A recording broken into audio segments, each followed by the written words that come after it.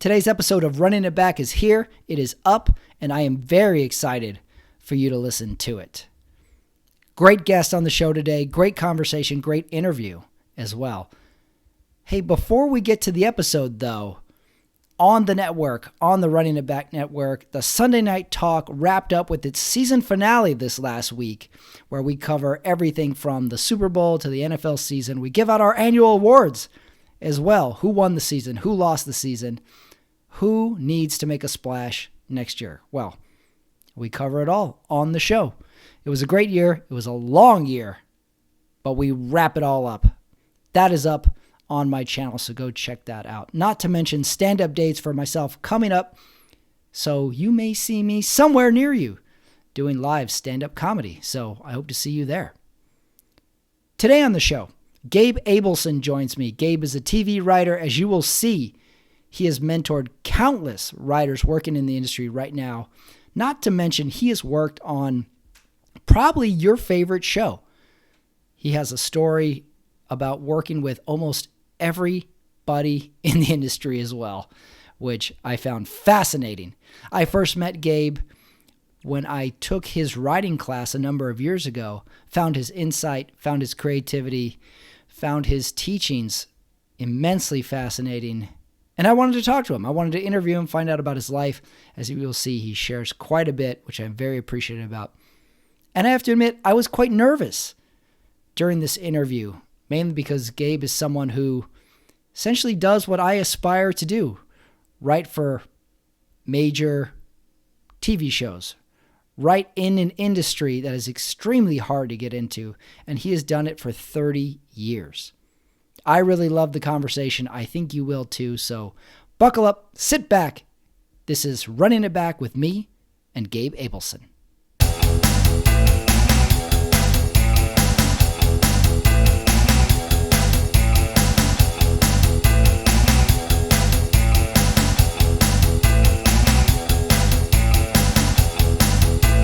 Joining me today is Gabe Abelson. He is a 5-time Emmy-nominated TV writer. Gabe, how are you? Thank you for joining me. I'm doing well. Thank you for the nice introduction. I appreciate that. Absolutely. Thank you so much. Good to see you again. Yes, it's been a while. You and I met when I took a writing for late night TV class taught by you. How long had you taught that class for?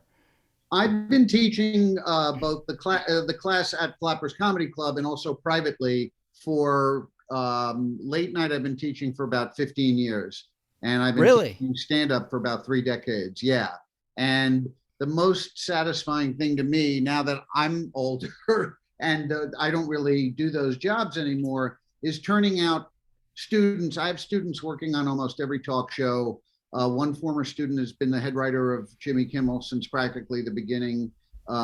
So turning out people that come into my class not knowing how to do this, because it's a very different language than stand-up, even though most of my students are stand-ups, and then having them go out into the world and seeing them experience this great success is more satisfying to me than achieving stuff myself. I love teaching. Yeah.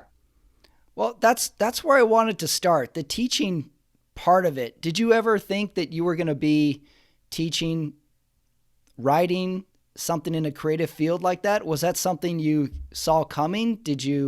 I saw it coming in my early 20s after a couple of years of stand-up. And I think it's because my father and his 4 brothers and sisters, all of them were college professors. And so I think the teaching gene kind of runs in the blood. And I've always been deconstructing comedy. So even I probably had no right to be teaching after doing stand-up for 2 or 3 years in my 20s. But I was such a student of how jokes work and deconstructing them that I've always been able to to help others. And of course, anyway, even as a comic, it's easier to help other people and come up with stuff for their act than it is for your own act. But with late night, it's a completely different skill. It's still joke writing, but it's almost the opposite of stand-up, because stand-up is all about who you are, what you bring to the table, your angle. You know what I hate, it drives me nuts. In late night, there's none of that. It's all looking out. It's all observational. There's no I really in late night. I mean, when I was head monologue writer for Letterman, there was I a lot because Dave made fun of himself But most hosts don't do that. It's all observing, whether it's pop culture, politics, it's all looking outward, whereas stand-up is sort of looking inward. And whereas stand-up, there's no real correct construction of jokes. Monologue is very, very specific. It's a very specific language and music. And if you don't know all the little tricks to writing a strong, typical monologue joke, you're going to end up going in the wrong direction. A lot of people, apply to the NBC Writers Workshop or send in packets and they don't get it. And then they come to me and I say, and I point out like 20 red flags, because I used to read packets when I was a head writer at Letterman of why they didn't get the gig. And they say, I wish I came to you first. And it's not because I carry some special knowledge. It's because I'm freaking old. And I've been on so many shows and I've read so many packets that I know what they're looking for. And I know it tells them, oh, this person's an amateur in the garbage. Yes. Yeah. So you need to learn how to do this before you can do it. You can't just go become a late night writer. It doesn't work like that. Well, that's what I really found interesting about the class at first look was, well, you have the creative side of writing, of humor, of entertainment, but your class was very nuts and bolts. It was, here's A plus B, here's how you equal C. Yep. And my question sort of became, is it difficult to teach something creative? It seems like it has an inherent hurdle in front of it, or is that something that you've developed? It's a great question. It's a really good, I've never been asked that question. It's a really good question. Thank you. Show's over. I've done a ton of podcasts, never been asked that.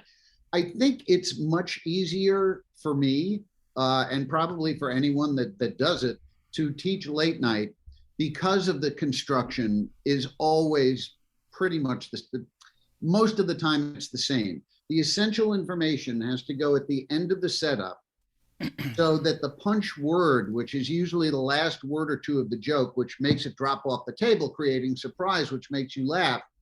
All these things have to be in their proper place in order for, that's what I mean about for a monologue joke to really jump off the page or sound great. All these things have to be done. None of this stuff is taken into consideration when writing stand-up. Yes. If something's funny, you write it the way you think of it, you tweak the line a bit, but there are no rules. There's a lot of unwritten rules in late night, and people that don't learn how to do it properly are not writing monologue jokes that are in the correct music and phrasing of late night. The process is completely different. With stand-up, things have to happen to you in life in order, like I could say, okay, I'm going to write 10 minutes on going to the supermarket. I'm not going to come up with the same stuff as when I'm in the supermarket and something bizarre happens and I go, oh, wow, that's hilarious. I got to write that down or put that in my voice recorder or whatever. And now you just work the bit out. But in monologue, the setup's already written for you. It's a story right out of the news. You take something with not too much information, and instead of like stand-up where you're trying to write a funny punchline, trying to come up with a twist, in late night, you try to come up with associations. And that is the hardest thing for my students, particularly stand-up students. It's harder for them because they're not used to doing this. To write a joke based on association. When you find the correct association, the joke writes itself. The worst thing you can do as a monologue writer is try to write a funny punchline. I know it sounds completely counterintuitive, but that's what I mean by it's a very different type of writing. And I can give you an example. Yes, please. So years ago, I was at Letterman for parts of both Clinton administrations and parts of the early part of the Bush administration. Anyways, I was there when he got caught with Monica Lewinsky. And a few weeks after he got caught, like all politicians want to show they're sorry, Clinton hired 2 spiritual advisors to come and pray with him in the White House every week. And I thought, well, this is a typical empty gesture. There's got to be a joke here. So the joke ended up being, again, starting with a factual statement. Never start with a funny statement in a monologue joke. President Clinton has hired 2 spiritual advisors to come and pray with him every week. Just what we need, more people in the Oval Office on their knees. Right. So big laugh because it's dirty, but it's clean enough to do on CBS. Now, how does that joke get written? I don't go to knees. I know that the punchline's going to have something to do with the sex act that Clinton did with Monica. So now I'm just stay in the setup and look for the association. So I know Joe Toplin, who I worked with for many years at Letterman, talks about it in his book. They say, look for the handles. So one of the handles I know is going to be the sex act. The other one has got to be the spiritual advisors. how do they tie together? So now it becomes a process of association. And this is very different than the way you approach stand-up. So I'm going, spiritual advisors, they wear robes. Oh, maybe there's a tie-in with Monica's blue dress and the stain. Not quite. The wine, the wafer, they pray, they're on their knees. And that's that light bulb moment. Yeah. Where I found that both topics intersect personally. And so the punchline is now written itself. Just when we need more people in the Oval Office on their knees. Now, the original way I wrote that joke is just we need more people on their knees in the Oval Office. Still funny, but not as funny because you're tipping the joke. Knees is coming in the middle of the punchline instead of putting it at the end. So it's it's almost mathematical and scientific the way these jokes are constructed. So that's why I think teaching monologue, I'm not saying it's easier to learn. Stand up, you're drawing from your own life. So in that sense, it's easier to learn. But I think in terms of a formula or plural formulas, late night is easier. There's a specific way of crafting those jokes. It almost seems like it speaks to the analytical mind in some way too. Once 100%. That formula or that recipe is ingrained in you, then you can start putting the pieces of the puzzle in order. And then it still takes an effort on the creative side to put them in the right order. You spoke about the line drop off, which was one of the early things in your class that I just saw it in my head visually, where you say you write the line and you're speaking, most important word, drop off. Next line, writing, most important word, drop off last. And I took that piece and I was like, well, let me look at my own stand-up. How do I write it? And I said, okay, this is something I can tighten up by just the language, making the setup stronger, making the punchline stronger. You remind me of one of my favorite late night jokes from the Clinton era. It was in a recent poll, women were asked if they would ever sleep with Bill Clinton, and 40% said never again. I remember hearing that I guess I was 13 or 14 years old, and my reaction was like, I get it. And then in your class, you said the most effective joke is ones where the audience feels smart. And in that setting, I'm a little kid or I'm a teenager, and I said, I get the joke, I get the reference, I get the humor of it, the sarcasm, and then moving on to the next. I'll give you the next joke. In fact, the joke I told you is an example of that, where more people on their knees in the Oval Office. I have said nothing about the actual sex act, but everybody's filling that in their mind. And even though you don't have to think that hard to know what's going on, there's still that moment of thought that makes the audience feel smart. And another one, sounds like all my jokes were filthy, but I think a lot of that Clinton era, when they weren't sure if Clinton had met Monica at the very beginning, and then they found all those photos of him at an outdoor rally where she was wearing the beret looking up at him. And so then they knew that they had met each other.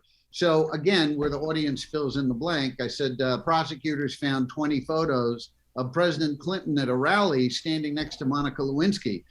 Well, actually, Clinton was the only one standing.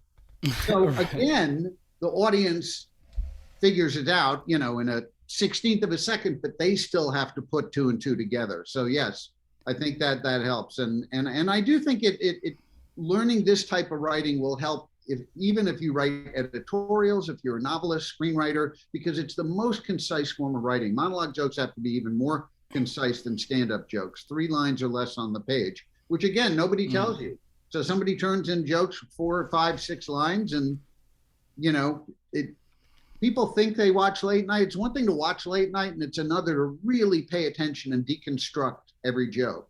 Yeah. Well, you were talking about the construction of it, and then I found myself critiquing other people's stand-up after I took your class. I was like, oh no, he's got to put that word there. And then I think another one of your lessons was removing the word really. I think really never goes in a line. I was like, okay, I'm looking at my stuff and I'm looking at adjectives and stuff like that. I was like, okay, this doesn't fly. This has got to adhere to this type of formula. I also liked how you said you write down. A good way to generate the material on a daily basis is you write down the headlines or the stories that look interesting to you, and then you start just going through them one at a time. And if you don't have anything right away, just come back to it. read the other ones, come back around to it. And the reps of it is something that I applied, as well as like, you don't have to have the funny, humorous thing on your first attempt. You can come back There's to a the writing very of it. specific process there, which I go into in my class. But basically, yes, I used to look when I first started writing monologue. I would look at the story, I would look at the blank page, and I would just sit there for 10 or 15 minutes, not come up with anything. Yeah. And eventually, you know, I wasn't writing enough. So now I just collect setups, stories that look like they may lead to something. I copy and paste the headline or the first line of the article with a link, and then until I have 50 or 60. And then I just go through them, like you said, not spending much time on each, because that way, when I circle back, I see it with fresh eyes again. So it's done two things for me. It's helped prevent writer's block, and it's allowed me to crank out way more material. Rather than think, oh my God, I got to write 50 jokes. I'm just copying and pasting 50 setups for jokes, and then, you know, attacking each individually. When I hear the process of the writing from you, at first glance to me, it seems extremely intimidating. You know, someone who, I come from stand-up, so, you know, you're writing about yourself. You're essentially trying to find a way to talk on stage. You're trying to find a way to think on stage. I hear the writing process and I get intimidated. And then someone who is a writer breaks it down and you start to see, okay, this is how you do it. Almost like someone who's never worked out and is afraid to go to the gym. He's like, no, let's start easy. This is how you get the process going. So someone who's been in the late night world for a long time, speaking of the nuts and bolts of it, can you take me through a typical day as a staff writer on a late night show? Where does it start? How do you begin the process to the actual show? Well, at Letterman, it was very unusual in that I was the only monologue writer on the staff. I had about 10 faxers that would send me stuff every day. And if they sold a joke, they'd make $75. That's how I started. But the guy who was my predecessor was a really close friend of Dave's, and he made the monologue department his own department. And so when he left the show and I ended up getting the gig, it was the same thing. It was none of the other writers, all of who write monologue, by the way, they didn't write any monologue on the show during the years I was there. So there it was different. They went to the writers' meeting every morning, and I had nothing to do. It was like my own sort of fiefdom off in the corner there. But on other shows that I'd worked, like The Tonight Show, where I wrote everything from commercial parodies to sketches to jaywalking to monologue. Yes, the first thing you do is you have a writer's meeting, first thing in the morning. You discuss what bits you're going to do that day. People are assigned stuff. Then usually you go back to your office and everybody gets about an hour to work on monologue. You know, but you're talking about a show like Leno or, you know, or really any late night talk show about 13 writers, maybe at a time. So even if every writer only writes 5 jokes, you know, and then there's the head monologue writer that writes more jokes, you're going to have plenty of jokes to choose from. That's the thing. It's all about volume. You know, one of my favorite stories to tell my students, to give them so they don't get too frustrated. And it's important for me to remember too, is they once asked Jerry Seinfeld who his hero was as a comic coming up, thinking he would say George Carlin or Richard Pryor, and he said Ted Williams. They said, Ted Williams was your hero as a comedian, the baseball player? He said, yeah. They said, why? And Jerry said, well, because Ted Williams failed 2 out of every 3 times he had to do his job, and yet is considered perhaps the greatest pure hitter in the 150-year history of baseball. And to me, that was so on the money because, yeah, you know, if you get a hit 1 out of 3 times, your lifetime 333 average, and that's great. As a joke writer, that's great. If 1 out of every 3 jokes you write, that's not going to happen your first year writing monologue, your first 2 years writing monologue. It just isn't. I mean, you may have a good week, but normally you have to write a lot of jokes. It's another thing people submitting to these shows don't understand. You don't just write 10 or 20 jokes, you write 100 for a packet and then pick 10, because usually they ask for 10. The show asks for 10 that are your 10 best. So when I do that exercise where I write 60 setups, 10 punchlines I may never find, never get to, 10 associations, and then there'll be a bunch of weaker jokes, and then hopefully I'll get 10 really strong jokes out of those 60. So, I see. Yeah, the volume of it is, I think, something that blows people away. And the fact that it's cranked out on a daily basis Yeah, is yeah. something that people like, oh my God, that's how much writing is involved to get, you're just like, you're squeezing this orange and you're trying to get a little drops of juice and you get a lot of it, you get a little bit, then you're going to squeeze it again. So was it nerve wracking, those early writer jobs on? It's interesting because Letterman is arguably the biggest job I've ever had in TV, and it was my first. So, I mean, I was watching Dave since I was, in college, and I was a huge fan of his. And now suddenly, here's like the guy, and I'm working with him. And nobody really at the show had much dealing with Dave. It's very different than Jay. Jay is out in public, loves dealing with people. Dave was very private. But the monologue was so important to him that it was just me and Dave and Tony, the cue card guy, every day for an hour in Dave's dressing room. And it was thrilling. It was exciting. And yeah, it was pretty terrifying too. Yeah, sure. It all, it all kind of fell on me because I was the monologue guy. But it was so exciting. And yes, and a lot of pressure. So yeah. How did you deal with the pressure? Are you someone who does well, who thrives in the pressure? Did it get in your head at times? I mean, I say a lot of pressure. The real pressure were the days where, I would get about, I don't know, 150 jokes from the staff, from the faxers. And I would write, I don't know, 20 or 30 of my own. Maybe there'd be like 250 jokes, whatever. But Dave didn't want to read that many. So I would pick what I thought were like the best 60 jokes or 50 jokes. And then he would send me back the sheets with the ones checked off, the jokes that he liked. And I would always find a few that I thought he missed, and I would have those put on cue cards too. And then we would go to rehearsal and argue about them. And but yeah, I'm trying to remember what the original question was. Did you feel pressure? How did you deal with the pressure? So I would feel pressure if he, I would pray that each day he would pick at least 13 or 14 jokes, because we did 8 in the monologue, and I knew he would kill at least 6 or 7 of them, 5, 6, 7 jokes in rehearsal. Nope. So I would pray that we had enough volume, because once in a while I would hear Dave say, "We're in a box." Those were the words that terrified me. "We're in a box," meaning we don't have enough jokes. So I would go back and I would have my freelance team do more, and I would write more. And then, sometimes it would really get down to the wire, close to the show. Because I didn't go to rehearsal with him, go over the monologue until 3:00. We taped at 5:30. So there wasn't a lot of time to do another round. And then, that was in a separate building next door, Dave's dressing room. So yeah, it could get pressure packed, but most of, I was just thrilled to be there.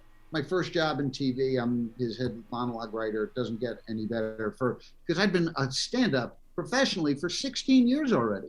And I'd worked the road and everything. So to go from that to this, that's why talk about no overnight success, at least definitely not in my case. There was 16 years of paying dues as a comic before my first real gig. I see. Well, let's go way back. I did some research on you, and I find it interesting you say you were born to be a teacher. You're born. I thought you were going to say you were born before there were talkies. I've gone way back. I've gone way back. God, how far back did you go? Okay. Let's go back Big Bang era, just before it. Born in New York City, your uncle was a playwright, and one of your parents was a philosophy professor. Do I have this right? My father was a philosophy professor emeritus at NYU for over 50 years. My uncle, the one that was a playwright, they were all brilliant. They were all professors, but my uncle was off the charts brilliant. He was the only authorized translator for Jean-Paul Sartre. I mean, only one. Sartre. He was the only authorized translator. He was best friends with Sartre. He was best friends with Leon Trotsky as well. He was a member of the leftist intelligentsia in the early 1920s, a group of artists and poets and philosophers. They even did a movie about them that hung out, that were considered the center of the New York academic intellectual scene in the early 20th century. And so he was an art critic. He won the first Obie Award, first off-Broadway winning play. He was also a big gambler. And so he was friends with all these, now artists. Their stuff is priceless. Jackson Pollock, William de Kooning, all of these people, and he would gamble and in poker games and win their paintings. He had an attic full of their paintings at one time, subsequently lost them all. He was a very interesting guy. He dropped out of school in 8th grade to go work in a whorehouse. Eventually became the only person without not only without a high school diploma, without any high school, to be granted a full professorship at a major university, at Buffalo University. So yeah, he shortened his last name to Abel. If anybody wants to look him up, Lionel Abel, A-B-E-L, but just a brilliant, brilliant man. So needless to say, I'm sure I'm the black sheep of the family. I was going to say, it looks like you were born to be a writer, philosophy professor, uncle playwright, born in New York City. And it's funny you instantly said you had teaching in the blood. I didn't see that coming. I see writer. What? So your father was the philosophy professor. What did your mother do? My mother, well, her story is a whole other story. She was a Holocaust survivor that my father met on the ship once Berlin was liberated. She lived in Germany throughout the entire war, somehow, not underground. And he met her on the ship coming over. She was a nurse in a hospital in Berlin. Yeah. Wow. That's amazing. Yeah, it's a pretty crazy story. Her story is even more amazing than my uncle's, which is hard to top. Yeah, I was going to say, it'd be hard to top an uncle's story of gambling and writing plays and being the first non-high school graduate to be a professor. What were you growing up in that? What were you like as a child? What were your interests? Were you a creative child? Were you quiet? I was a very troubled child. I was getting in trouble a lot. I think a lot of it was acting out. My parents got divorced when I was young. But I was just a troublemaker. I was like, so many of us comics. I was the class clown, spent more time in the principal's office than the classroom. Every report card was, not living up to his potential. Very smart, not living up to his, disruptive in class. I mean, disruptive. Yeah. You could Xerox one comedian's report card from 7th grade, and it would be every comedian's report card. Yeah. Probably. Distracts the others was another one. I remember it. Distracting to others. I always found it funny. The kid who did poorly in school, the excuse being, he's just bored. I'm like, no, he's not. He's not bored. Certainly when I went to school, you're a lot younger than I am. They did not diagnose ADD yet. And I have really bad ADD. I mean, I take medication for it, ADHD. And so, I'm sure that was a big part of it too, that it was the inability to focus. And when I found comedy, that turned my life around. It's like the guys in prison who find religion say that turned their life around, but it really did. It gave me an outlet where I didn't have to act out and do some, not so cool things anymore. About what age was that you discovered comedy, and what did you discover in comedy? When I got my first like Carlin and Pryor albums, like around 15 or so, 14, 15, I started to straighten out then. Yeah. Were those your early influences? Carlin, definitely. George Carlin grew up a block away from me. And when I was a little kid, really little, his mother was already really old. Obviously, George was much older than me. His mother was probably in her 80s, and I was like, I don't know, maybe 10 years old. And she would sit on the bench downstairs from my building, and she would tell me stories about her son, George. And I didn't know who that was yet. I wasn't old enough to get the record. And even when I was, I had to keep it kind of quiet because it was all that cursing. It was very controversial. Right. And then the inside of the album is a photo of the block that's a block from me. So I immediately felt a kinship with him. And I actually did end up writing to him years later. And that's a whole other story. Oh, really? Because over the course of my career, I've worked with most of his contemporaries. I never worked with Pryor, but I worked with David Brenner and Robert Klein and, another one that I really, really admire as a comic. But I'd never worked with Carlin. And here I was growing up knowing his mother. And so I did Caroline's Comedy Hour for A&E as a stand-up, performing on it. I was on the show 3 times. And the executive producer had just worked with Carlin. And I said, I've never written a fan letter in my life. And I just want to tell him that I know his mom and what an influence he was on me. And she said, well, I can give you like a post office box where you can write him. So I wrote him and I left my information on it and I kind of forgot about it. But I mentioned specific stories that his mother told me so that he would know that I wasn't just some, fan guy. I actually did know his family. And so a couple of months later, my wife comes running into my office. Gabe, oh my God, George Carlin's on the phone. He was on the phone. He called me. Wow. And we talked for like 2 hours about the neighborhood and about, things that changed, about his mom and about stand-up. And then it was several years after that when I started at Letterman that I finally met him when he was a guest. So sort of everything had come full circle. It was very cool. Wow. It's funny you mentioned Carlin. My dad's guy was Carlin. My dad loved George Carlin. It's funny. My dad is not funny. My dad does funny things, but my dad is not funny, but he has taste in comedies. Carlin is his guy. Pryor is his guy. Marx Brothers. My dad forced the Marx Brothers on us. I wish I had done that with my kids. Yeah, it's so funny. Carlin is a big deal to people my dad's generation. It was one of the early influences. Well, now wait a minute. Now I got to pause here. I got to make you pause here. Yes. Are you telling me that you don't watch George Carlin and think this is one of the greatest comics that ever was? I definitely do. I have a different perspective of it though, because it is such, I guess you would say it is so revered. And then there's so much influence that comes after Carlin. So I will make the mistake of saying, oh, this guy, Carlin sounds like this guy, when it really should be the other way around. This guy sounds like Carlin. So I think my perspective is a bit, I don't know what you would call it. It's a bit saturated, but Absolutely. You're right. I did that with Carlin too, and there would be no George Carlin if not for Lenny Bruce. I was going to say Lenny Bruce is the other one. For everybody that came afterward. Carlin was like a suit and tie, straight guy, and then Lenny Bruce came along just, just spitting the truth, and then so did Carlin. He followed suit.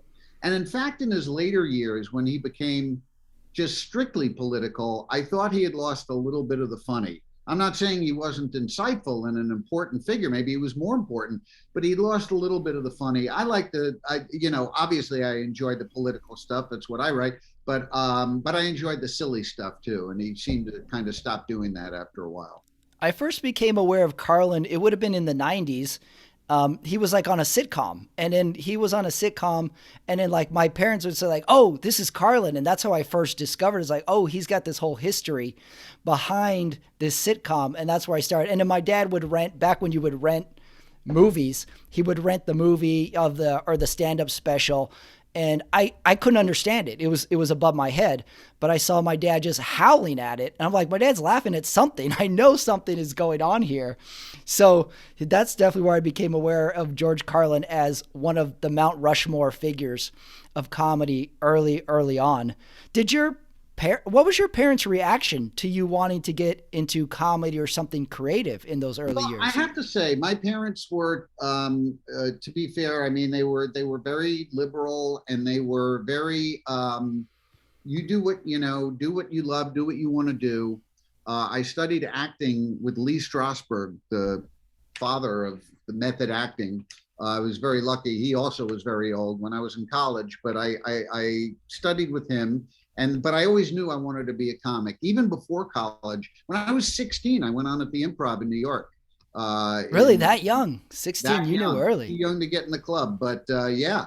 And just to try it, because I already had the drive. And I knew that as soon as I finished college, I'd do some acting gigs, but I didn't have the passion. I went right to the comic strip in New York and passed auditions on the same night that Eddie Murphy, who worked at the club, got Saturday Night Live. They were in to see him. So that was an interesting night. But yeah, I did stand up, and obviously, like any stand up, it takes you a while to amass enough material to where you can even go on the road as an MC or as a feature act. So at first couple of years, I didn't make much money at it. And then by the third or fourth year, keep in mind, this is the 80s and the money was really good in stand up then. Mm-hmm. Then I was able to start making a living. But after, a couple of years, my father was like, well, you should really go back to college, take some education courses so you can teach, because comedy's not he didn't discourage me, but he was saying comedy's not the most reliable field. You might want to teach. And so I didn't. I kept doing stand up, and I kept, getting more material and making more. And one day he just said, you gotta prepare for something besides a stand-up thing. And so I showed him my tax return to show him that I made more than he did that day. And then he never bothered me after that. It's usually how it goes with the parents. They want to know you're taking care of. Sure that you're taking care of. It makes sense. Yeah, you want to protect absolutely. But they never discouraged me from following my what drove. Yes, me. I don't. How old's your father, if I may ask? My dad is 70. Oh wow, okay. My dad is similar in the sense that he has never discouraged a single thing I have ever done. I was last on the bench on every football team, and he would say, like, you know what? This year, it might be this year for you. Well, you're just paying your dues this year. And then same with I got into stand-up a little older than what most people do, but it was always like, what are you writing? Where are you going? That's great. Where's your YouTube page? I'm going to show my friend your YouTube page. Both my parents are almost supportive to a fault. They are into it, and that's just how they are. We've never had that sit down where it's like, this was fun for a while, but it's time to do this. Before stand up, I was a cyclist. I pursued cycling, and that is, in a weird way, so similar to stand up. It's largely individual. There's a lot of travel. There's a lot of riding and racing and paying your own way, making no money very early on. And it was always like, they never really asked what cycling was, what a race was, what entailed in a race, but it was always like, this is what you do. Hey, you got to keep going. You got to train. You got to do this. So that my parents are very similar to it in that regard. I would say there's like, pursue whatever you want to pursue 100%, give it everything you got.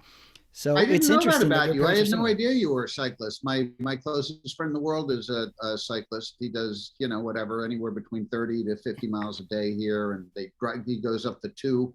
I can't even I can't even imagine doing that. Well, I've been a cyclist forever. I've worked in a million bike stores. I've raced all over the country. Wow. I've been a spin class instructor. And I would say the beauty of cycling, and it's funny how it relates to comedy, everybody can enjoy cycling, because cycling, you can do young or old, you can do very advanced. If you're a beginner, you can still ride next to a person. You can have a conversation. It's very social like that. And then you are getting some form of exercise. I always joke, those big group rides you see on Saturday mornings that take up the whole lane. Yeah. That is the hair salon for middle-aged men, because it's just chatting, it's hanging out. It's like, all right, we're done with the ride. No, let's get coffee. Let's hang out. That's what my friend does. Yeah. The big group ride, then they get coffee. Yeah. You gotta get coffee. You gotta show up. You gotta talk equipment. It's the hair salon for middle-aged men, and I'll always do it. And it's just so similar to comedy. It's travel. It's constantly tweaking something. It's constantly saying, oh, I could be a little better if I do this, or you know what, I did this last year, I should do this. So the similarities still carry for me, and I'm just a fan of discipline. Yeah. Did you ever? Yeah, the discipline. You ever do the tour? No, I was never a professional. I got close a couple of times, but it was here in the States. Gotcha. So I did all the pro races, mainly in the western portion of the country, which that's where I'm from: New Mexico, Texas, California, Oregon, Arizona, stuff like that. And in Utah, I lived in Utah for 10 years. And that was the majority of my training. Just like a comic got to be a feature for Chris Rock, Eddie Murphy, and it's great to be a feature, but the education they are getting on a nightly basis, the fact that you had someone to throw this situation, this premise at them, was just completely invaluable. And it's just like anything else in stand-up when you ask, how did you get on that show? How did you get this spot? How do you get in with that club? Same with cycling. How do you get on that team? How do you know that coach? How do you know that club director? That race? Right. You're like, how'd you get in there? How'd you get that spot? It's funny that there is such a thing called a guest spot in comedy, where you show up, you get to do 5 or 10 minutes. In cycling, there's something called a guest rider, where you can be on a team. You're not on the team, but you can be on the team and ride with them for a couple of races to gain experience, essentially. So I always find that similarity interesting. You talked about stand-up. You did stand-up for a long time, but first job as a writer, was it that Letterman The gig? Did first you have? job as a writer, I kind of fell into the whole thing. I don't know why it never occurred to me to try to write for a talk show, but I was doing audience warm up as a stand up. Keep in mind, I've been doing stand up at this point 14 years. Never any sort of writing, but I was doing audience warm up, which, as you know, is a very tough gig for a TV show because they're not there to see you. You're basically a cheerleader. I was doing audience warm up for Politically Incorrect with Bill Maher when it was on Comedy Central in New York years and years ago. And one night I just watched Bill's monologue, and it just occurred to me for the first time. Sorry about that. That's okay. Occurred to me for the first time, I might be able to write this kind of joke. So I said to the executive producer, how does this work? If I have like an idea for a joke for the monologue, do I tell Bill? Do I tell you? He said, well, we have a fax team, and you want to send it first thing in the morning. And if you get a joke on, it's $50 a joke. It's kind of a thankless job because we look to our staff writers first for jokes. Then if we don't have what we need, we look to the fax team. Sorry about this phone. Oh, it's okay. Don't worry. So anyway, so I just wrote a bunch of jokes. I submitted them. And at that time, Maher only did 6 jokes in the monologue. And the first night I ever tried it, 3 of the 6 jokes were mine. And so it was so thrilling. Again, another phone. It was so thrilling to see that. It was something that I didn't know I could do. And all of a sudden, half the monologue's mine. So I'm thinking, oh my God, this is a talent I didn't know I had. So I did it the next night, and I was quickly brought down to earth because I had nothing in the monologue.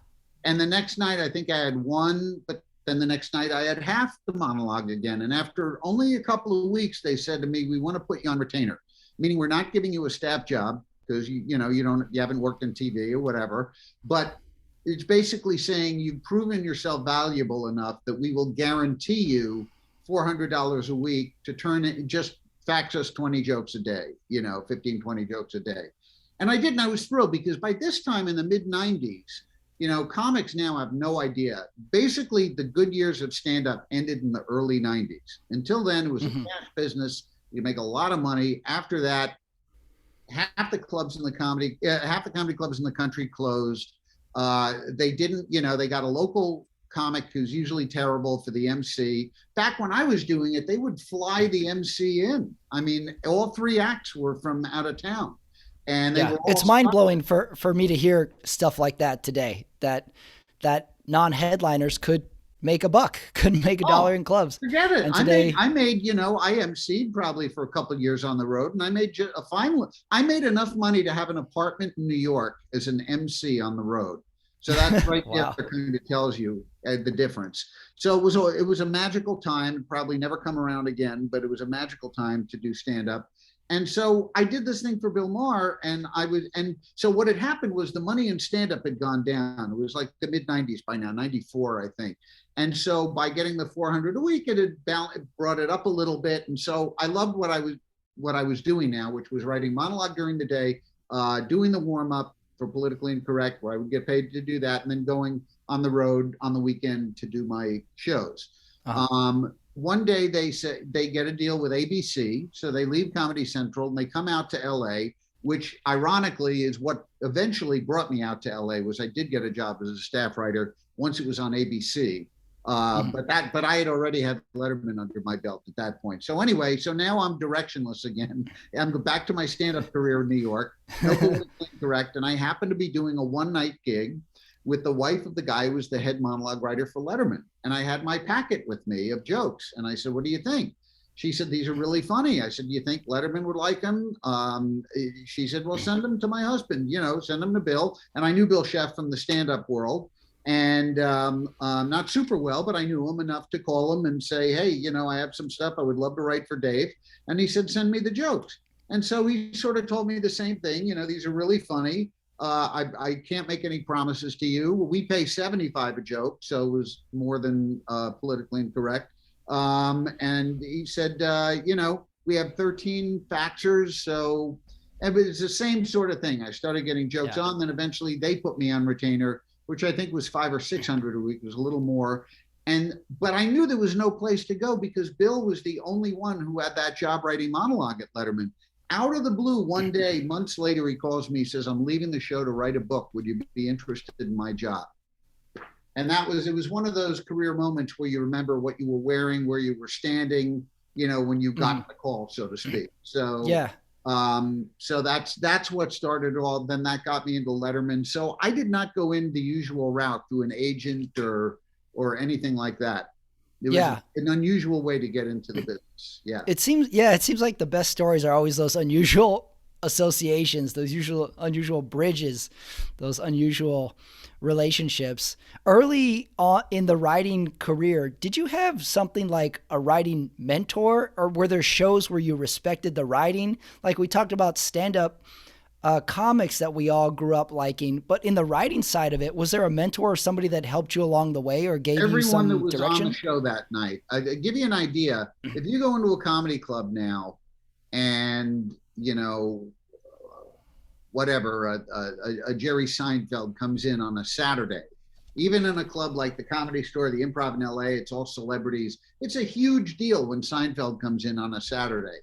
Well, when I started in stand-up in 1980, the average weekly lineup, and I'm talking about on a Tuesday or Wednesday night, Jerry Seinfeld, Larry Miller, George Wallace, Rita Rudner, Dennis Wolfberg, Louis Anderson. There wasn't, every one of those comics became a superstar. Yeah. So there wasn't a weak link in the bunch. So whoever you watched, you were learning a tremendous amount from. I mean, Larry Miller, and Seinfeld have been best friends for decades and decades. Larry's a genius. Rita Rudner, one of my favorite comics, I think one of the best joke writers out there, that has had her own show in Vegas for many years. Who else? Sam Kinison. I was there when he first came through New York. Wow. Bill Hicks. I worked with him on a couple of those Caroline's comedy hours. So you learn from everybody. You watch, and obviously you learn from bad comics too. But the level of comics, back then I probably could have named maybe 90% of the comics in America. I honestly could not name 20% of the comics just in LA. But that's right. Going out and pounding the pavement like I did when I did stand-up full time. But it's just ridiculously large, a community. I mean, if you don't know a comic, you know someone who knows a comic. That was just unheard of back then. It seems the market is just blown up with not only comics, but creative outlets as well. I was talking with someone, I did an interview with someone maybe about a year ago, and he was the booker for the Improv in the late 80s. And he was just telling me the lineups. And he was like, we had Jerry Seinfeld, we had Elaine Boozler, we had Louis Anderson. And he said the hardest part of his job was telling Paul Reiser that he went too long. And he's like, I didn't want to do it. I told the managers, I don't want to do it. And then Paul Reiser would call him Slappy. He would say, hey, Slappy, did I go a little long? Slappy. Yeah. Slappy. Paul is a guy I left out, by the way, that I should have included. Paul was one of those guys in the early 80s. The comic strip was his own club, and he was on every night. I loved watching Paul. He's one of those guys where I just know him from TV and movies. Right. And then, 10 years ago when I started stand-up, I was, Paul Reiser was a stand-up. I got to go back and watch him. And it's like I relearned what Paul Reiser was all about. Because a stand-up, I didn't know him as a stand-up. And it's interesting that history, you can go find out about people through their early stand-up because it is uniquely them that they're putting out through their material. Yep. He's another one. Yeah, that's kind of like that. I'm going through your credits, and one of the more interesting ones I found was staff writer for the Craig Kilbourne show.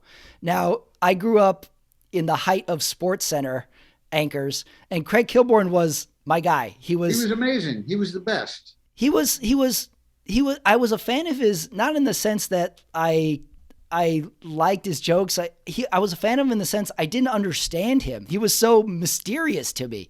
And that's what sort of I gravitated to. Writing on that show, was it hard to write for someone like that? Or was it enjoyable? Was it a fun challenge?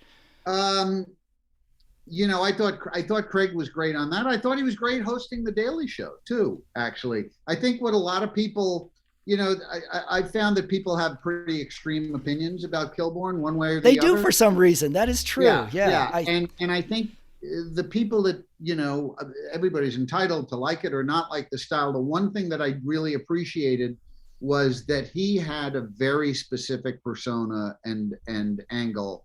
And it, some people didn't like it, but I thought the fact that he just had one, because I think there's just too much. There's too many talk shows, too many people that are similar. And I thought he really stood out. He did to me as well. He rode that fine line between smug and the smartest guy in the room. And I just found it compelling. But I honestly didn't know if I liked him or not, but I could not watch. Exactly. He would do this thing where when he was done with the conversation, he would just say, fair enough, and like just move on. And I was like, I'm going to use that in school tomorrow. When I'm done with something, I'm just going to say fair enough and just move on. And then he would do the 5 questions, which were usually irreverent questions, and it would put the guest on the spot. But no matter their answer, somehow it was always funny because of the way he asked it or his reaction to it. And I still follow him on Instagram, and he's still Craig Kilbourne wearing ascots and walking through the desert. He's completely entertaining to me. Holding a martini and a smoking jacket. Yeah. Right. Yeah. He's walking around.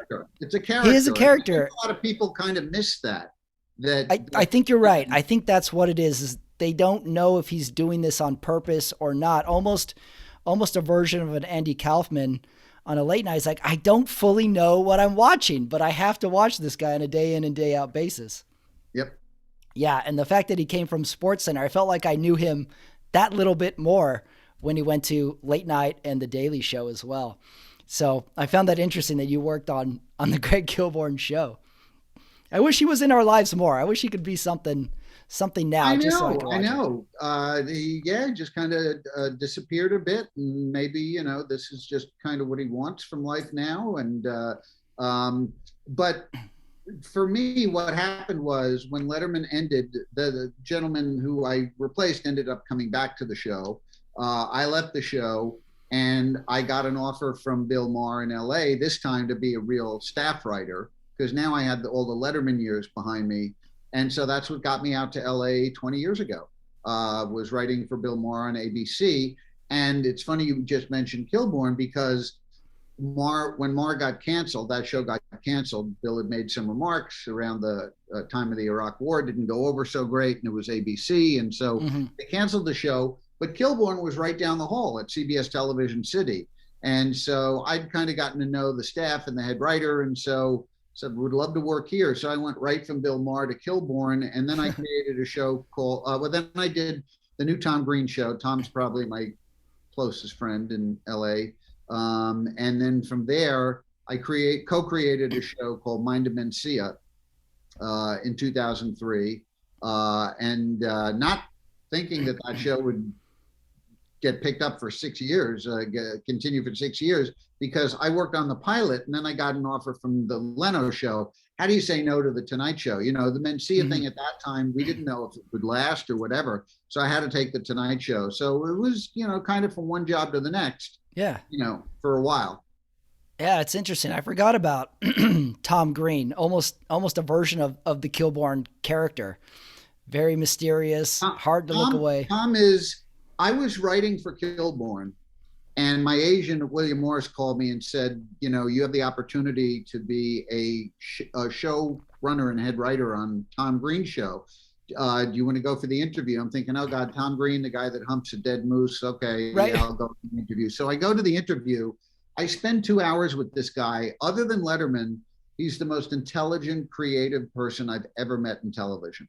Mm-hmm. He and Dave I hold at the same amount of esteem and respect.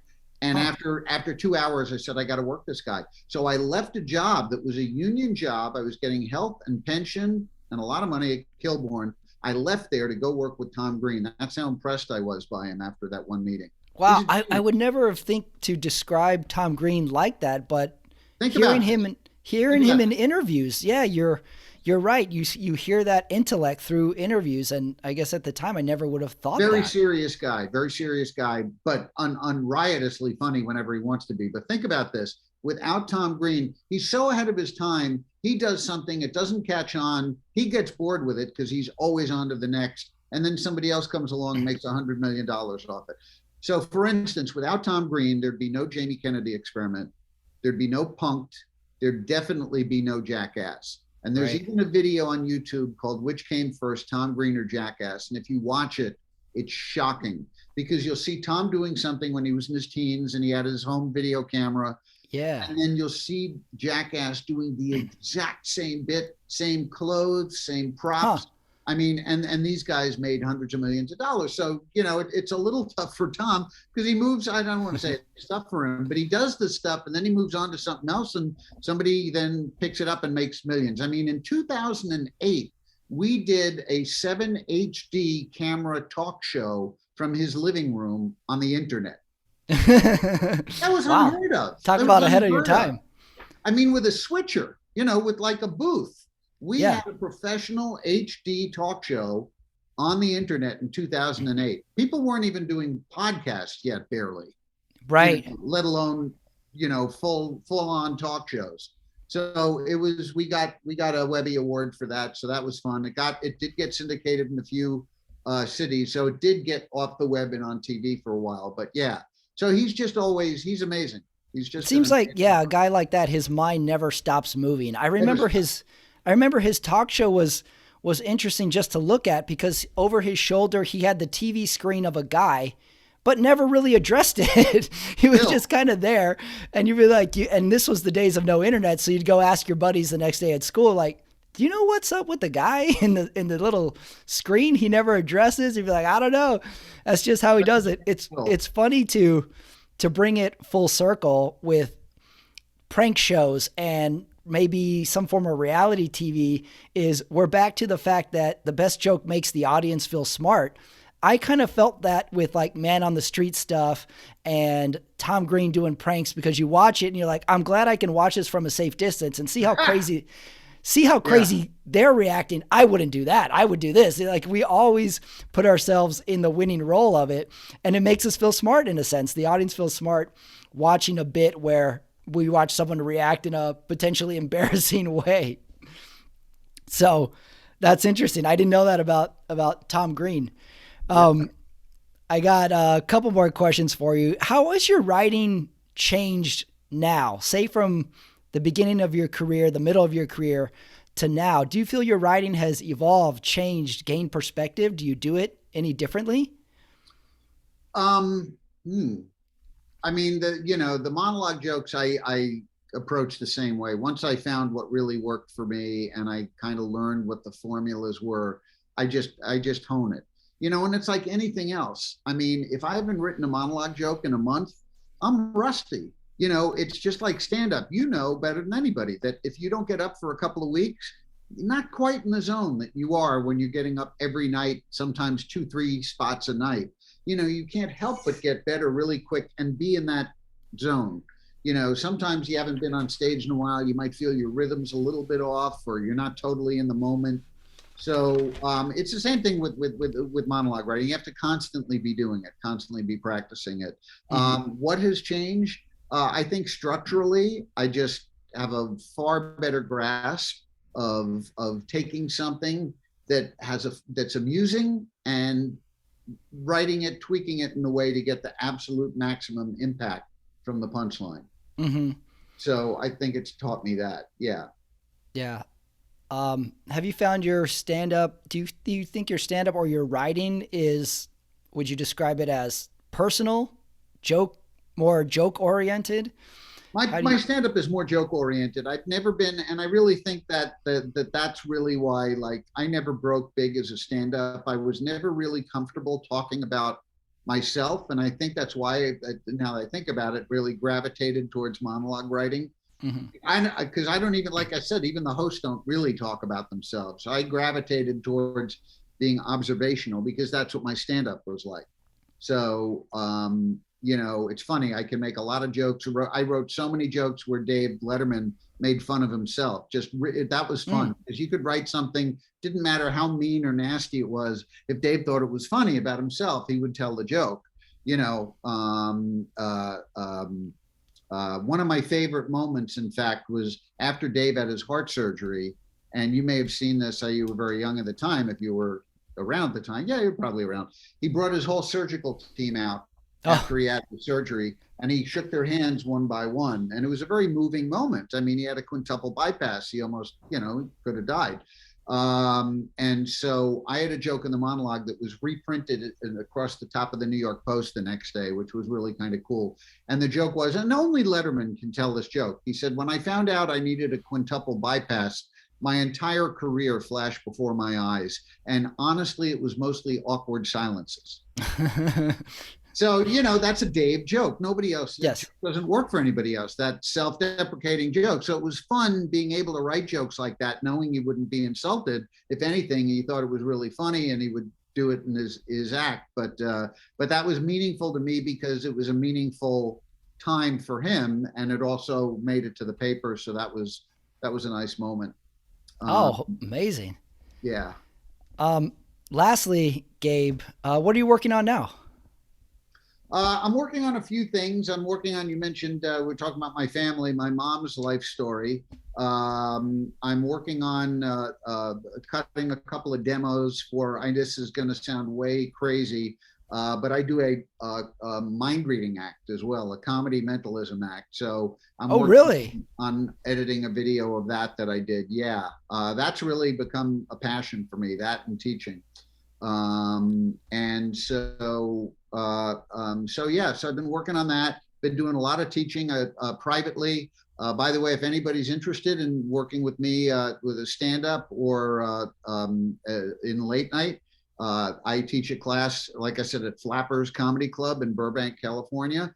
And because it's over Zoom now, it's great. I have students from New York, from the Midwest, that know of me, not just as a late night writer, but many of them studied with me as stand-ups years ago and are now taking my late night class because they can. I also work privately with people. You can hit me up on at Gabelson, Gabelson,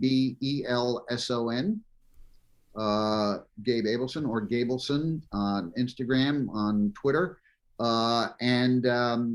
Like I said, for me, it's the most satisfying thing of all is teaching and teaching people how to do this, letting them go and then watching them get gigs. It's very rewarding. I imagine that's got to be very cool to see former students working in the industry in which you got them started, in which you gave them the tools to, in fact, to work, my to be creative. The first student this past season to win an Oscar. I've had a lot of Emmy winning students, first Oscar winning student. His name is Trevon Free. Comedian. He took my class at Flappers. Then he got a job on the original Colbert show on Comedy Central. He was there, it was Daily Show. Then he went to Colbert. Then he went to Samantha Bee. And then last year, he won the Oscar for Best Short. It was a great short film on, I think it was HBO, called Two Distant Strangers. And it's about a 20-minute short about, remember the movie Groundhog Day? Yes. It's a very dark spin on that. It's basically the same African-American guy who gets shot by the same white cop every day. Oh, wow. Very dark. Very, very, very, yeah. But it's brilliant. And so he won the Oscar for that. So it's like, okay, now I got Emmy winners. Now I got an Oscar winner. It's time to update that intro, Gabe. Yeah, that's right.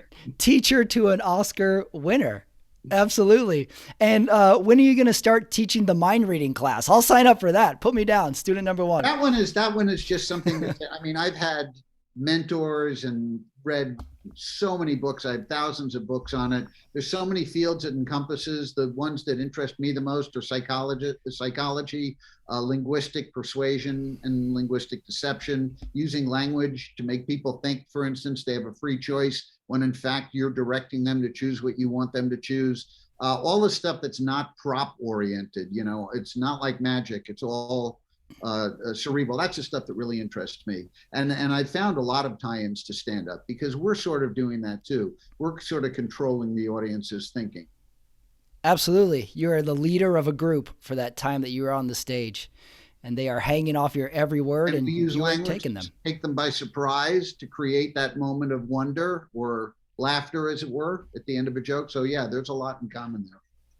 Amazing. Well, Gabe, thank you so much for letting me interview. This has been great conversation. I'm glad we got to catch up. Patrick, thanks. It's good to see you again. Thank you. Hopefully we see each other soon. I hope so too.